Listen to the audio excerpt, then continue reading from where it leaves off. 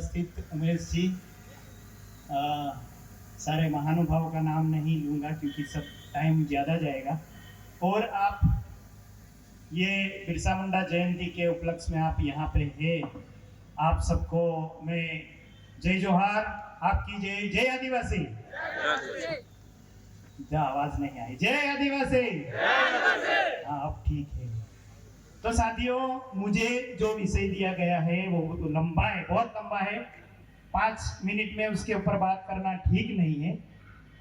फिर भी मैं अपनी बात को, सुनील जी ने थोड़ा सा कट कर दिया है, इससे ही शुरू करूंगा कि बिरसा मुंडा जी कंप्लीटली साइंटिफिक थे और वो साइंटिफिक विचारों की ही बात करते थे।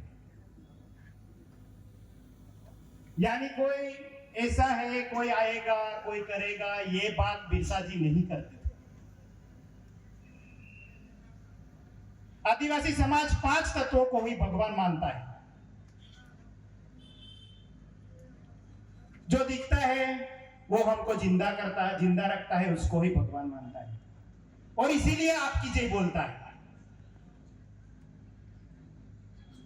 आपकी जय का मतलब है आकाश, प का मतलब है पृथ्वी यानी कि धरती मां, क का मतलब है किरण यानी सूर्य,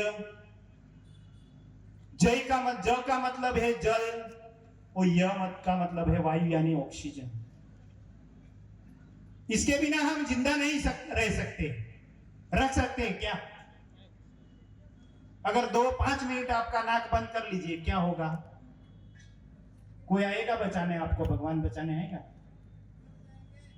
मर जाएंगे ना। मैं स्त्री रोग विशेषज्ञ हूं, बहनों की डिलीवरी करवाता। अगर बच्चा डिलीवरी के बाद रोता नहीं है तो मुझे उसकी सांस चालू करवानी पड़ती है। अगर वो रोता नहीं है तो उसको नली डाल के सांस शुरू करना पड़ता है। अगर बच्चा सांस नहीं लेता है तो मैं क्या, वो बाजू में मंदिर है उसमें जाऊंगा, बच्चा सांस ले, तब तक आके मर जाएगा। तो ये जो दिखता है उसकी आदिवासी पूजा करता है और यही आदिवासी की संस्कृति है। इसीलिए मेरा सवाल है कि सही में बिरसा मुंडा कोई भगवान थे क्या? बहुत बार बोलते हैं बिरसा मुंडा कोई भगवान थे क्या? आप क्या बोलते हैं, भगवान थे? थे भगवान? नहीं थे ना। ये सुनील जी ने छोड़ दिया, इसलिए मैं आपसे बात करता हूं।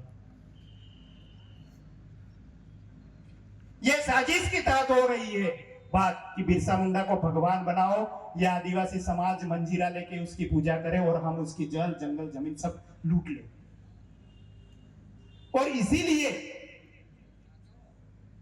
उसको भगवान बनाया जाता है। 15 नवंबर को सरकार जनजातीय क्या बोलती है, कौन सा दिन बनाती है? गौरव दिवस। और हमारा दिवस तो 9 अगस्त है, आप क्यों नहीं बनाते? ये तो हमारा क्रांतिकारी उलगुलान का दिन है। उलगुलान का मतलब होता है संपूर्ण क्रांति, इस धरती पे संपूर्ण क्रांति। और मुझे लगता है कि ये जनजातीय गौरव दिन के दिन को ना मनाते हुए हमको इस दिन को संपूर्ण क्रांति दिन के रूप में मनाना चाहिए, ऐसा मुझे लग रहा है। क्योंकि आपको अंधेरे में रखा जाता है।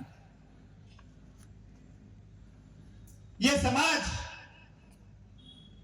अपनी संस्कृति की बात ना करे, यह समाज लड़ाई की बात ना करे, यह समाज अपने संवैधानिक अधिकारों की बात ना करे। और इसीलिए आपको यह मंजीरा आपके हाथ में दे दिया जाता है। आप आंख बंद कर लो, भगवान आएगा और आपका सब कुछ लूट लेके ले चला जाएगा।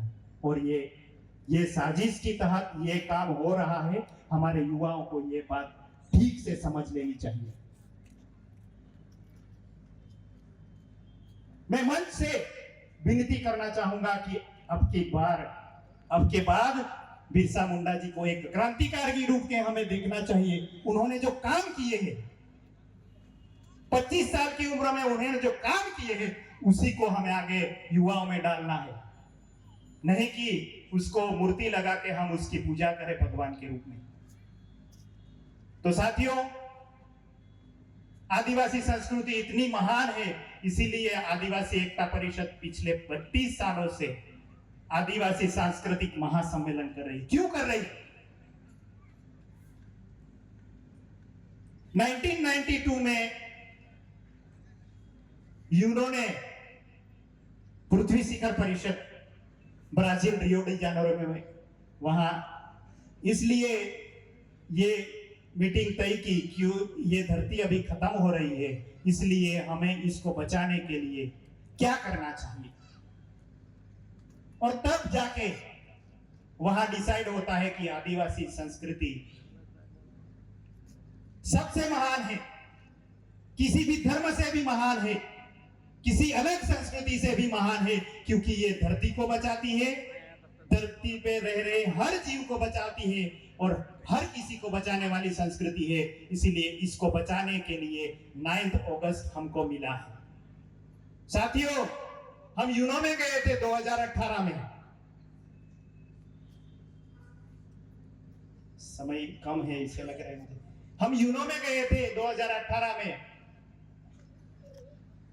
और वहां जाके पूछा कि भारत में आदिवासी रहता है कि नहीं, भारत सरकार का क्या रुख है।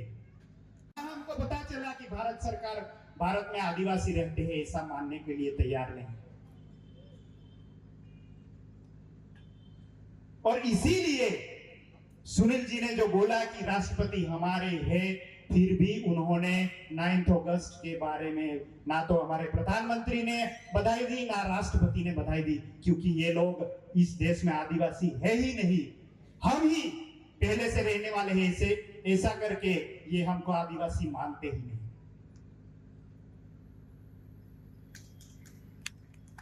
तो इसीलिए हमको अभी तो आदिवासी साबित करना पड़ेगा कि नहीं? साबित करना पड़ेगा ना। अभी जाति का दाखला जैसे तैसे मिलता है, मिलता नहीं है, तो आपकी संस्कृति क्या है वो पूछते। तो हम तो सब कुछ भूल गए हैं। हमारी परंपरा थी, हमारे रीत रिवाज क्या थी, हमारे संस्कृति क्या थी, वो हमको पता नहीं। हम तो गुजराती में बोलने लगे, हिंदी में बोलने लगे, हमारी भाषा क्या है वो तो आती ही नहीं। हमारे पढ़े लिखे लोगों को तो कुछ भी नहीं आता, अपने बच्चे को पढ़ाते भी नहीं। हमारे पहनावा क्या है वो भी नहीं पता, हमारे वाजिंत्र क्या है, हमारे नाच क्या है, हमारे त्योहार क्या है। हमारे त्योहार के बारे में पूछेंगे तो गणपति हमारा त्योहार है ऐसा बोलेंगे। आपको दाखला नहीं मिलेगा, जाति का दाखला नहीं मिलेगा। तो इतनी महान हमारी संस्कृति है, इस संस्कृति को बचाने का काम हमारा है, लेकिन फिर भी हम संघर्ष कर रहे हैं। आदिवासी एकता परिषद ने 32 सालों में आदिवासी की पहचान, आदिवासी अस्तित्व की लड़ाई लड़ी है और कई महीने में वो हमारे तक पहुंच गई। हम अब जय आदिवासी बोलने लगे हैं, हमारा पहनावा पहनने लगे, हमारा नृत्य लाने लगे हैं, हम कौन है वो बोलने लगे हैं और गर्व से बोल रहे हैं। मुझे भी पता है कि मैं 10 साल पहले डॉक्टर होके शर्म आती थी, मुझे आदिवासी बोलने में शर्म आती थी। आज मैं गर्व से बोल रहा हूं, मुझे गर्व है कि मैं आदिवासी हूं। तो यहां तक तो आदिवासी एकता परिषद ने काम किया है, लेकिन कहीं न कहीं उसने जो हमारा समाज है उसमें राजकीय जागृति लाने का कोई अभी तक ठोस कदम नहीं किया है। और ये हम संघर्ष कर रहे हैं। जैसे कोई योजना आती है और रोड पे आ जाते हैं, पुलिस हमको डंडा मारती है, फिर हमको जेल में डाल देती है। ये क्यों आता है? ये तो सोचते ही नहीं। जैसे मैं डॉक्टर हूं, मलेरिया हुआ है तो मैं बुखार की दवा नहीं दूंगा, वो मलेरिया वाला जीवाणु होता है प्लाज्मोडियम नाम के, उसको मारने की दवाई देनी पड़ती है, यानी कि मूल को मारने की दवाई देनी पड़ती है, तब जाके वो मलेरिया ठीक होता है। तो हम कभी सोचते नहीं कि हमारा संघर्ष, ये योजनाएं कहां से आती है। मैं आपको बताना चाहूंगा, ये 4 जगह है जो आप याद रखना, जहां पे हमने लोगों को भेजा है वो चूक है। योजना हवा में उड़ के नहीं आती है, वो संसद में तय होती है। हमारे जमीन ऐसे ही नहीं जाती है, वो विधानसभा में ट्राइबल एडवाइजरी कमेटी सहमति देती है। हमारी जमीन ऐसे नहीं जाती है, वो जिला पंचायत में बैठा हुआ लोग सहमति देता है। हमारे जमीन ऐसे ही नहीं जाती है, ग्राम सभा में बैठा सरपंच सहमति देता है। तो हमारा लड़ाई का मूड जो कारण है वो 4 जगह है, और वो चारों जगह में हमारे ही लोग हमने भेजे है ना। संसद में सांसद को भेजा है, तो ये कॉरिडोर आता तो कोई बोलता है क्या? कोई सांसद बोलता है वहां पर? बोलता है? नहीं बोलता है। जिला पंचायत में हमारी जमीनें जाती है, वहां पे भी सभ्य को बिठाया है, वो कुछ बोलता है क्या? वो सही कर देता है और हम फिर रोड पे आ जाते हैं। तो हमारे जो जनप्रतिनिधि है वो कुछ बोलने के तैयार नहीं है, और यहां से भाषण ठोकेंगे आप इकट्ठा हो। अरे भाई आप इकट्ठा हो ना, हम तो इकट्ठा ही है। हम लोगों को समझाते हैं, अरे समझना आपको है, आपको वहां रोकना है। जो भी कॉरिडोर आता है, रास्ता आता है, वो जो भी आता है वो आपको रोकना है। वो तो कुछ रोक नहीं रहे, और हम लड़ाई पुलिस से कर रहे हैं, हम लड़ाई मामलतदार से कर रहे हैं, उसके घर तो जाते नहीं। तो हमारा जो बीमारियां हैं, हमारी 3 बीमारियां, मेन बीमारियां हैं, हमारा पहचान, अस्तित्व और संवैधानिक अधिकार।